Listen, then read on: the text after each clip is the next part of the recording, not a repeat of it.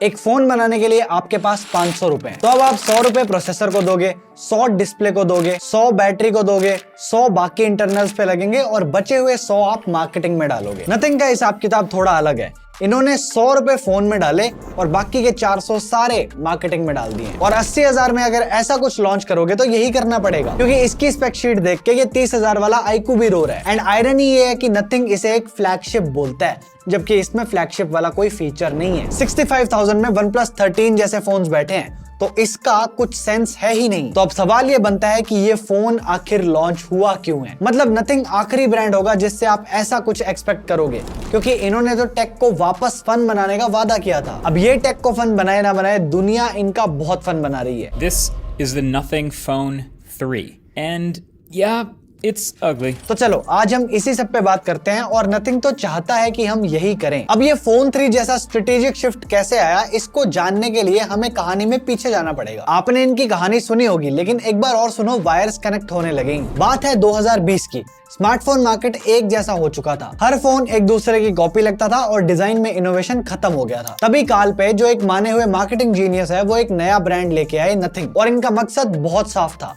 Make take fun again. और ये simple message नहीं था, ये इसको एक मूवमेंट की तरह देख रहे थे। फिर जुलाई 2022 में नथिंग फोन 1 लॉन्च हुआ। वो ट्रांसपेरेंट बैक, वो 900 LEDs से बनी ग्लिफ लाइट्स, ये कुछ ऐसा था जो पहले किसी ने नहीं देखा था। फोन 1 से इन्होंने अपने मैसेज को प्रूव करा कि हाँ, हम टेक को फन बना रहे हैं। अब ये चीज पहले दिन से क्लियर थी कि फोकस रॉ पावर पे नहीं, बल्कि डिजाइन, एक्सपीरियंस और वैल्यू पर करना है। फिर इसी स्ट्रेटेजी को आगे बढ़ा के 1 साल बाद इन्होंने फोन 2 निकाला, और इसमें इनके थोड़े रंग तो दिख गए थे, बट हमने इतना ध्यान दिया नहीं। बट नथिंग के लिए ये एक बड़ा स्ट्रेटेजिक शिफ्ट था। इस बार कंपनी मिड रेंज से वैल्यू फ्लैगशिप वाले मार्केट पे शिफ्ट कर गई थी, क्योंकि इस बार प्राइस 44,999 हो गया। इसमें 8+ Gen 1 था, ग्लिफ सिस्टम को और फंक्शनल बनाया गया, नथिंग OS पहले से ज्यादा मैच्योर और क्लीन हो गया, एंड बाद में फिर इसका प्राइस भी कम हो गया, तो ये एक अच्छी डील बन गई। तो जो इनका मोटो था वो सॉर्ट ऑफ अभी भी जिंदा है। इसके बाद तो और अच्छा काम हुआ, फोन 2A और CMF फोन 1 जैसे फोन्स निकाले गए। फोन 2 की प्रीमियम पोजीशनिंग के बाद 2A एक बजट फ्रेंडली डिवाइस था, जो 24,000 के आसपास लॉन्च हुआ था, और इसमें इन्होंने वैल्यू फॉर मनी वाली रूट्स को जिंदा रखा, और इस फोन से ये एक नए कस्टमर बेस तक भी पहुंचे। और CMF से इन्होंने अफोर्डेबल स्मार्ट वॉचेस, ईयरबड्स और फोन्स बनाए। एंड एक बजट सब ब्रांड इतनी जल्दी खोल देना एक बहुत ही अच्छा डिसीजन था। अभी तक सब कुछ ठीक लग रहा था, कंपनी ग्रो कर रही थी, और इन्होंने अपनी कोर आइडेंटिटी जैसे कि यूनिक डिजाइन,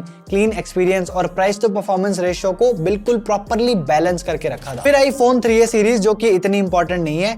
इंपॉर्टेंट है ये, जिसे कंपनी अपना फर्स्ट ट्रू फ्लैगशिप कहती है। और ये सिर्फ एक प्राइस इंक्रीज नहीं है, ये एक अल्ट्रा प्रीमियम सेगमेंट पे जाने के लिए बहुत बड़ा जंप है, जहां जनरली एप्पल और सैमसंग का राज चलता है। और यहीं से सारी कंट्रोवर्सी भी शुरू होती है, क्योंकि नथिंग एक फ्लैगशिप की डेफिनेशन को ही चेंज करना चाह रहा है, क्योंकि ये इस फ्लैगशिप प्राइस पे 8s Gen 4 दे रहे हैं। देखो, ये तो सब जानते हैं कि ये एक फ्लैगशिप प्रोसेसर तो नहीं है, और जिस प्राइस पे ये आ रहा है उस पे लोग 8 Elite प्रेफर करते हैं, क्योंकि यहाँ पे इसका मुकाबला सीधा iPhone 16, Galaxy S25 और OnePlus 13 जैसों से होता है। और ये फोन स्पेक्स वाइज तो काफी बुरा हारता है। अब ये कहते हैं कि हमारे फोन के स्पेक्स तो देखो ही मत, सिर्फ ऑप्टिमाइजेशन देखो।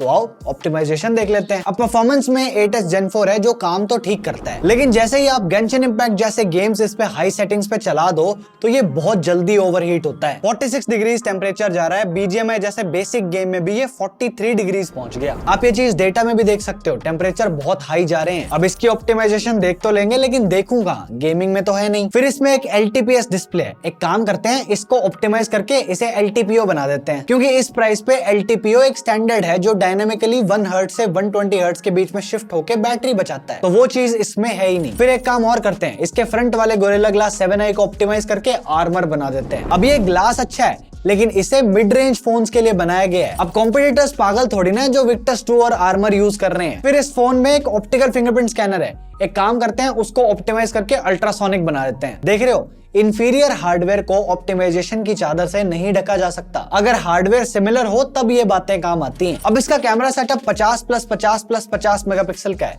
जो कि ऑन पेपर तो अच्छा है, लेकिन रियल वर्ल्ड कंपैरिजन में इसका कैमरा 30,000 वाले फोन के या तो आसपास है या कुछ केसेस में इंफीरियर ही है। इवन 4K वीडियोस रिकॉर्ड करते वक्त आप अल्ट्रा वाइड पे स्विच नहीं कर सकते, टेलीफोटो पे कर सकते हो। और ये कोई छोटे कॉम्प्रोमाइजेस नहीं है, ये बड़े कॉम्प्रोमाइजेस हैं और ये इस प्राइस टैग को कहां से जस्टिफाई कर देंगे। फिर इन्होंने अपनी ग्लिफ लाइट्स को भी हटा दिया, उसकी जगह ये छोटी circular black and white screen दी है जिसे ये ग्लिफ मैट्रिक्स कहते हैं। और कार्ल पे के हिसाब से ये ज्यादा फंक्शनल है, लेकिन मेरे हिसाब से कोई बहुत बड़ा फर्क नहीं पड़ा क्योंकि ग्लिफ लाइट्स भी कोई बहुत बड़ी तोप नहीं थी और ये भी वैसा ही है। तो देखो ये भी गिमिकी, क्या करूं मैं इसमें ये बोतल घुमा के। तो बेसिकली वो चीज जिसने नथिंग को एक आइडेंटिटी दी वो यहाँ से चली गई। और इस फोन को रिपेयरेबिलिटी रेटिंग भी 10 में से 3 की मिली है, यानी कि अगर इसमें कुछ खराब हो गया तो आसानी से रिपेयर नहीं होगा क्योंकि प्रोसेस कॉम्प्लेक्स है। अब इस फोन को आप ऐसे समझो कि इससे ये एक वैल्यू ब्रांड से एक प्रीमियम डिजाइन ब्रांड बनने की कोशिश कर रहे हैं। ये एप्पल वाले रूट पे जाना चाहते हैं जहाँ प्रोडक्ट से ज्यादा पोजिशनिंग बिकती है, लेकिन इनकी पोजिशनिंग क्रिटिसिज्म से बन रही है। जब लोग बोलते हैं कि ये फोन 80,000 के लायक नहीं है,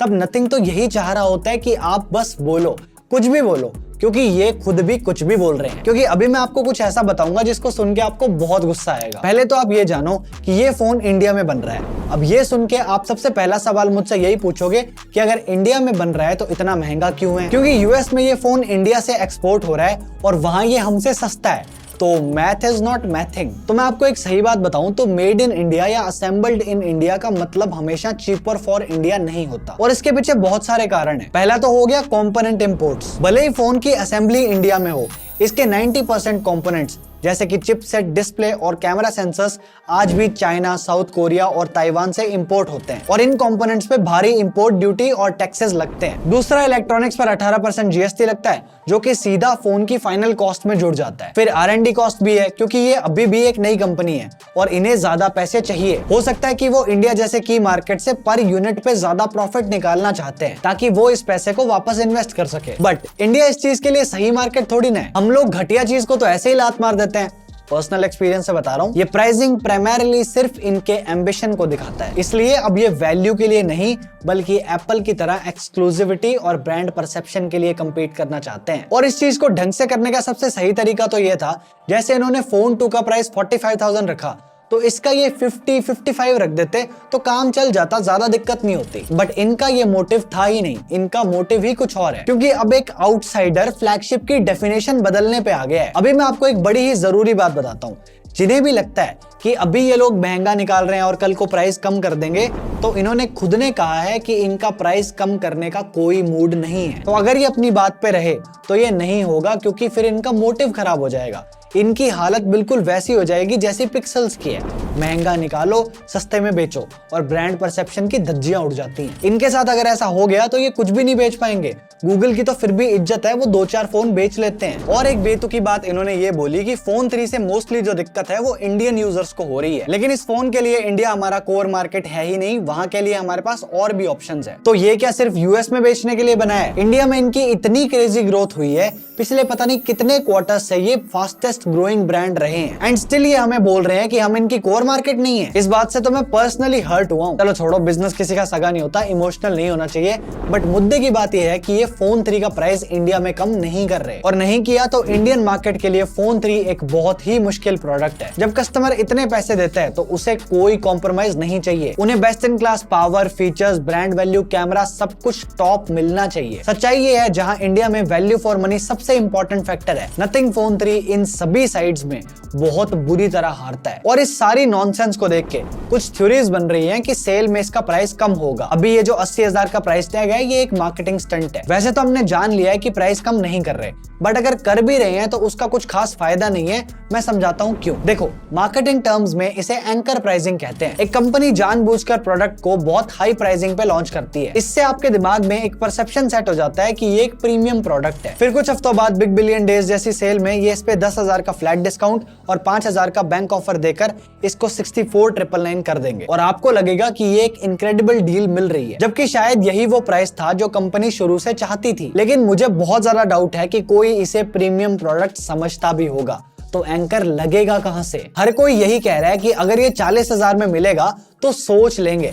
लोग पहले ही से मीडियोकर प्रोडक्ट समझ रहे हैं, तो कितना मर्जी प्रीमियम प्राइस कर लो, एंकर लगेगा ही नहीं। दूसरी थ्योरी तो वही है, any publicity is good publicity. Nothing चाहता है कि हम इस फोन के बारे में बात करें, भले ही वो नेगेटिव क्यों ना हो। कंट्रोवर्सी क्रिएट करने से ब्रांड का नाम चारों तरफ फैलता है, लोग सर्च करते हैं, वीडियोस देखते हैं और इससे ब्रांड की विजिबिलिटी बढ़ती है। और ये स्ट्रैटेजी नथिंग ने हमेशा से फॉलो करी है, सो इसमें कुछ नया नहीं है। और इस सारे नाटक के बाद अब आपको नथिंग एज अ ब्रांड किस डायरेक्शन में जाता हुआ दिख रहा है। इन्होंने शुरुआत तो बड़े ही कूल, आजाद और आउटसाइडर ब्रांड के रूप में की थी, बट अब काल पे नथिंग को एक design conscious mainstream premium brand बनाना चाहते हैं। लेकिन इस शिफ्ट ने उनके लॉयल फैन बेस को उनसे अलग कर दिया है, क्योंकि अब ये वही चॉइसेस ले रहे हैं जैसी पहले OnePlus ने ली थी, लेकिन ये एग्जीक्यूशन बहुत बुरा है। और इंडिया जैसे मार्केट में जहां 50,000 से ऊपर जाते ही मैक्सिमम लोग एप्पल या सैमसंग खरीदते हैं, वहां पे compete करने के लिए मार्केटिंग और डिजाइन काम नहीं आता। OnePlus भी इसीलिए टिक पाया क्योंकि इन्होंने एक बैलेंस्ड अप्रोच ली। अजीब डिजाइन देने से कुछ नहीं होगा, अंत में कस्टमर स्पेक्स भी देखेगा, डिजाइन भी देखेगा, ब्रांड की क्रेडिबिलिटी भी देखेगा, और आपके तो सर्विस सेंटर भी सही से नहीं चलते। मुझे नथिंग का कॉन्सेप्ट पसंद है, लेकिन इस पे मिल रहे फीडबैक को जिस तरीके से ये लोग हैंडल कर रहे हैं वो बहुत बुरा है। It was a very bad launch. अगर आपके पास 80,000 खाली पड़े हैं तो 20,000 इन्वेस्ट करो। मेरा ये लॉन्ग टर्म रिव्यू देख के आप 60,000 में OnePlus 13 ले लो और मजे करो। इसका इतना ही था, ये रिव्यू के लायक नहीं है और मेरा भी हो गया। This is it from my side. Thank you so much for watching. I am Divanshu and I am on leave till the next one. Bye bye.